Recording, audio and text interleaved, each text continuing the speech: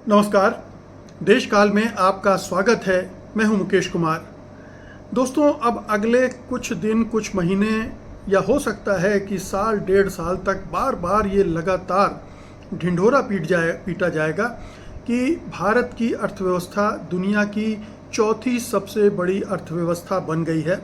और ये भी मुमकिन है कि अगले साल भर में वो दुनिया की तीसरी सबसे बड़ी अर्थव्यवस्था बन जाए, क्योंकि जर्मनी और भारत की अर्थव्यवस्था में बहुत फर्क नहीं बचा है।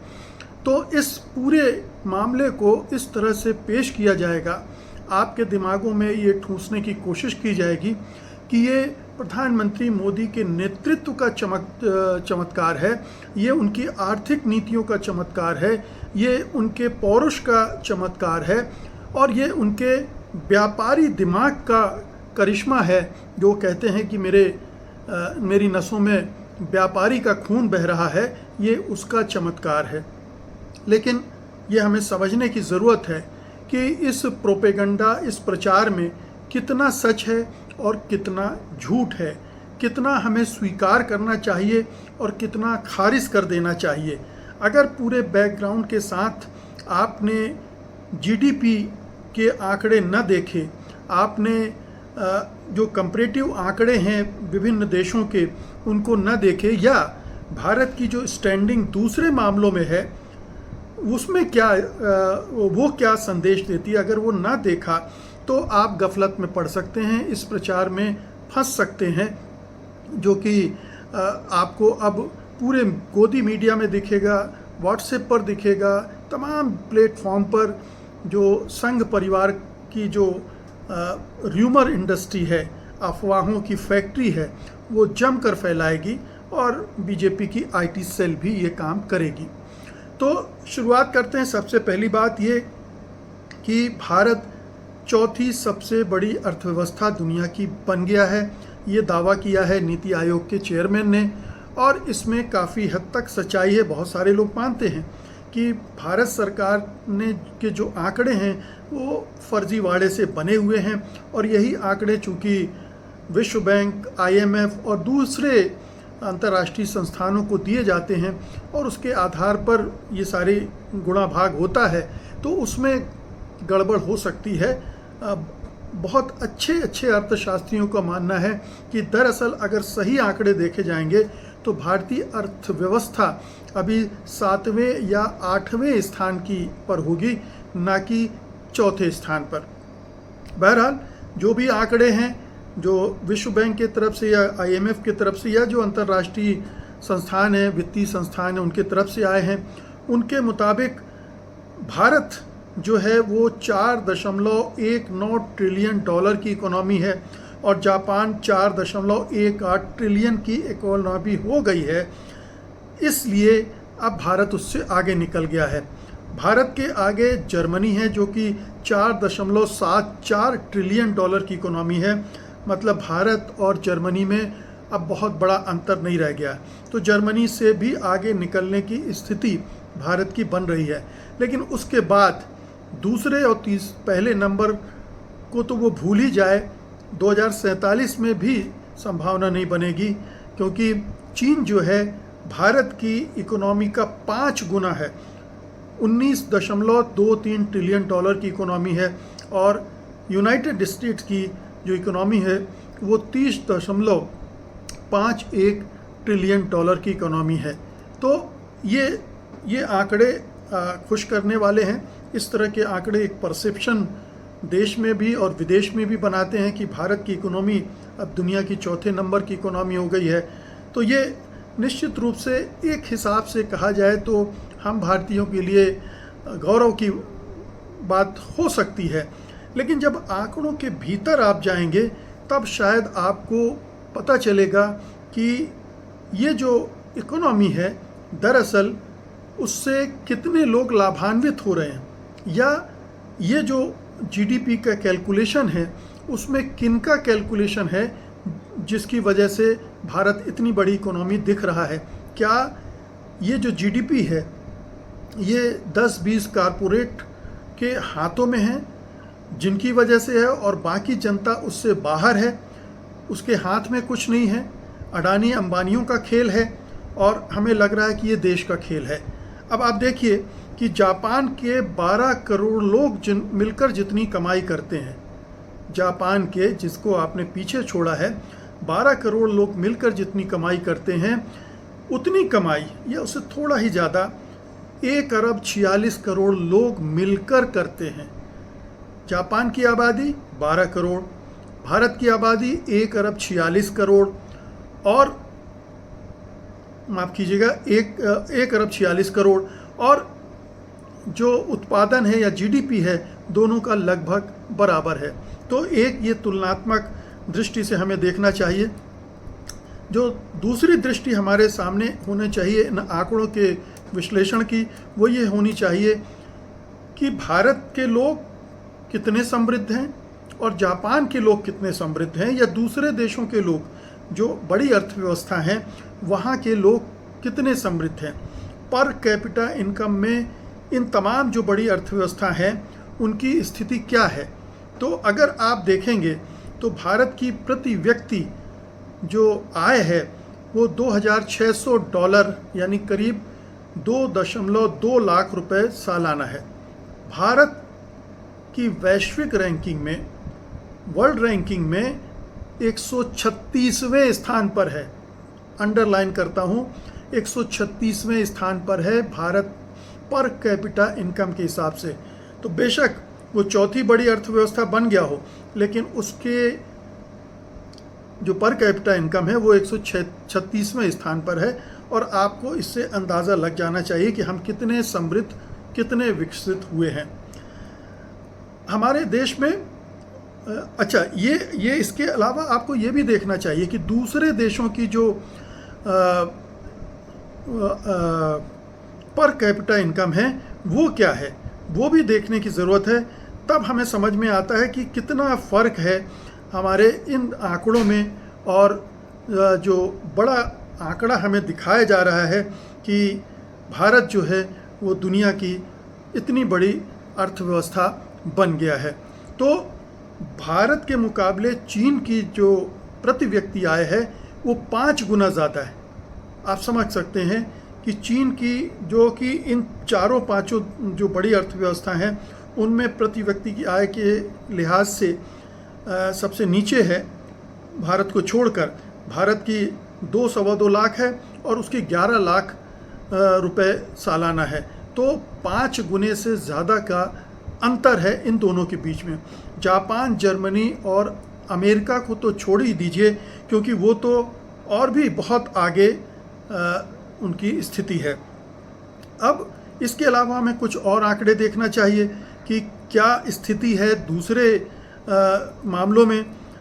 हमने ये तो देख लिया कि जापान की जो प्रति व्यक्ति आय है वो 35,395 डॉलर है, जो कि भारत के 14 गुना ज़्यादा है। विश्व रैंकिंग में जापान 30वें स्थान पर है, भारत 136वें स्थान पर है, जापान 30वें स्थान पर है। तो ये जापान और इसकी तुलना आप देख सकते हैं। चीन की तुलना मैंने बता दी, और अमेरिका, जर्मनी तो और भी आगे हैं, 10-10, 15, 20 गुना आगे हैं। अब बेरोज़गारी जो है भारत में 7 से 8% चल रही है और शहरी क्षेत्रों में 8 से 9% तक है। जापान में कितनी है बेरोज़गारी? 2.5 से 3% है। अब एक वैश्विक भूख सूचकांक हंगर इंडेक्स को ले लीजिए। भारत 129 देशों में 105वें स्थान पर है और जो जापान है वो 10वें पर है। यानी भूखमरी का स्तर जापान में ना के बराबर है और भारत में भरपूर है। ये कुछ आंकड़े हैं जो बता रहे हैं कि आप अगर जापान को जीडीपी में पीछे छोड़ हैं, इसका मतलब ये नहीं है कि आपने जापान को पीछे धकेल दिया है। वो और तमाम पैरामीटर्स में भारत से आगे है और कई गुना आगे है, उससे कोई तुलना नहीं हो सकती। देखिए, सीधी सी बात है, भारत में 80 करोड़ लोगों को मुफ्त का अनाज देना पड़ रहा है, क्योंकि वो जिंदा ही नहीं रह सकते अगर उनको ये सपोर्ट न दिया जाए। तो 80 करोड़ 82 करोड़ लोग जिस देश के इस हालत में हों, वो देश समृद्ध कैसे हो सकता है? कहने को 1 अरब 46 करोड़ के लोगों का मुल्क है और उसमें से आधी से ज़्यादा आबादी सरकारी दया पर निर्भर कर रही है, तो आप अंदाज़ा, और ये जापान में स्थिति, जापान, जर्मनी या अमेरिका या चीन में स्थिति नहीं है, इसलिए इस तरह की कोई तुलना नहीं करनी चाहिए।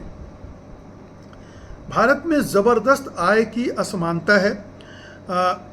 राष्ट्रीय जो आय है उसका 22.6%, जो टॉप के 10% लोग हैं उनके पास, 1% लोगों के पास है, जो भी राष्ट्रीय आय होती है 1% लोग उनके पास जाती है और 10% के पास 57.7% का हिस्सा रहता है। यानी 90% लोग 40% के आसपास आय पे गुजारा करते हैं और 10% के बाद पास तकरीबन 58% की आय चली जाती है। तो ये कुछ आंकड़े मैंने आपको दिए हैं ताकि आपको समझ में आए कि जो भारत के चमत्कारिक विकास की बात अब की जाएगी उसको आप किस लेंस से देखेंगे, किस नज़र से देखेंगे। अभी हाल में FDI की रिपोर्ट आई है कि भारत में किस तरह से FDI फॉरेन डायरेक्ट इन्वेस्टमेंट में 96.5% की गिरावट आ चुकी है और वो $353 मिलियन रह गया है जो कि 2023-24 में 10.1 अरब डॉलर था। इतना अंतर आया है, इतनी गिरावट आई है। तो ये तो मैंने मोटे तौर पर बताया कि ये जो नई खबर आई है कि भारत चौथे नंबर की अर्थव्यवस्था बन गई है, इसको आप पहले तो इस नज़रिए से देखें।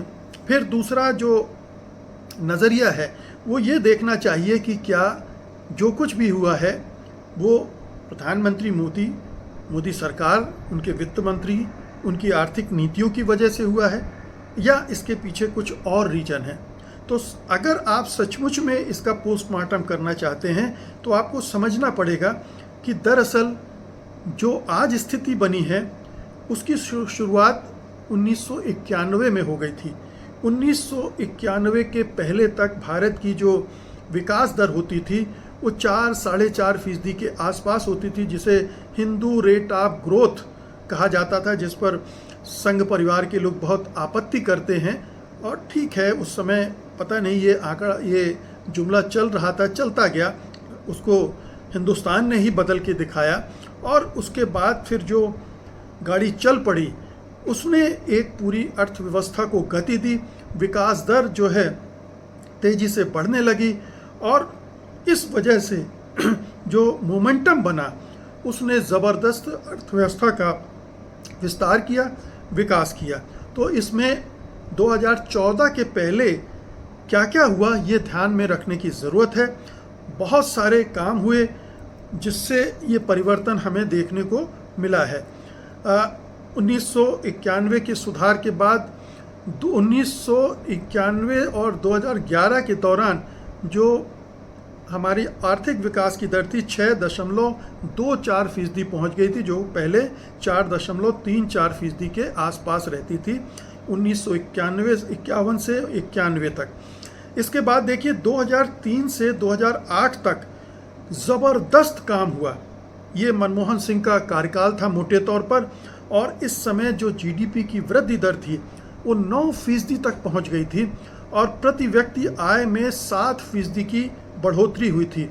और उसी समय भारतीय अर्थव्यवस्था को दुनिया में एक बड़ी अर्थव्यवस्था के रूप में देखा गया, चिन्हित किया गया और उसमें विश्व का की रुचि पैदा हुई। तो ये एक बड़ा खेल हुआ कि इस दौरान बड़ी तेज़ी से विकास हुआ। इसमें थोड़ा सा ब्रेक लगा और उसकी वजह हमारी आर्थिक नीतियाँ नहीं थी, अमेरिका का सब प्राइम क्राइसिस था जिसमें पूरी दुनिया को प्रभावित किया। पूरी दुनिया में आर्थिक मंदी आई 2008 में और वो 2-3 साल तक उसने दुनिया भर की अर्थव्यवस्थाओं को प्रभावित किया, भारत की भी किया, लेकिन बहुत कम उसको संभाल ले गए क्योंकि डॉक्टर मनमोहन सिंह जैसे अर्थशास्त्री देश का नेतृत्व कर रहे थे। उन्होंने बहुत कायदे से उसको हैंडल किया और हमारी अर्थव्यवस्था गर्त में नहीं गई, उसको उन्होंने संभाले रखा, जिसकी वजह से ये आगे बढ़ती रही। तो ये ध्यान में रखने की वजह है, ज़रूरत है कि 2091 से 2014 का जो पीरियड रहा है वो बहुत शानदार था अर्थव्यवस्था का। उसने बहुत अच्छे से विकास की तैयारी कर दी थी, अच्छे से ग्राउंड बना दिया था और पूरे दुनिया भर में उसी समय उसकी पहचान बन गई थी और वो एक अवसर के रूप में देखी जाने लगी थी। यहाँ एक चीज़ और आपको बता दें कि भारत 2011 में ही तीसरी सबसे बड़ी अर्थव्यवस्था बन गया था दुनिया की, पीपीपी के आधार पर, क्रय शक्ति समानता के आधार पर। ये एक टर्म होता है अर्थशास्त्र का जिसके आधार पर ज़्यादा देखा जाता है किसी अर्थव्यवस्था को, और उस लिहाज से 2011 में ही भारत की दुनिया की तीसरी आर्थिक महाशक्ति बन गया था भारत।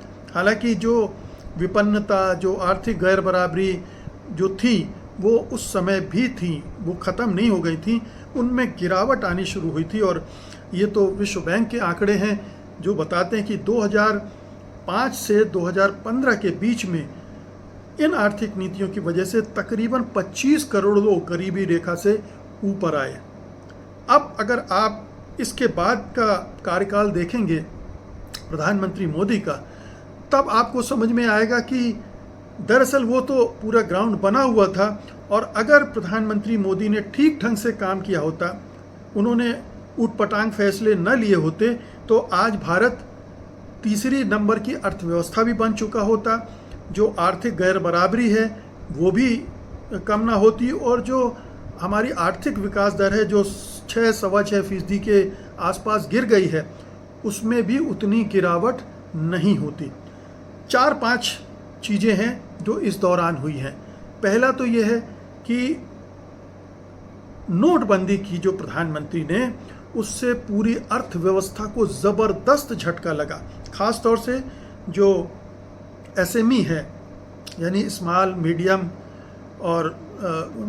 इंडस्ट्रीज जो हैं, लघु मझोले और छोटे उद्योग धंधे हैं, वो चौपट हो गए डिमोनेटाइजेशन की वजह से, क्योंकि पूरा कैश जो है, ये जो छोटे उद्योग धंधे हैं वो कैश से चलते थे, पूरा कैश समेट लिया गया और उसमें वो सारे तबाह हो गए, और उसकी वजह से ज़बरदस्त बेरोज़गारी भी फैली जो आज तक बरकरार है।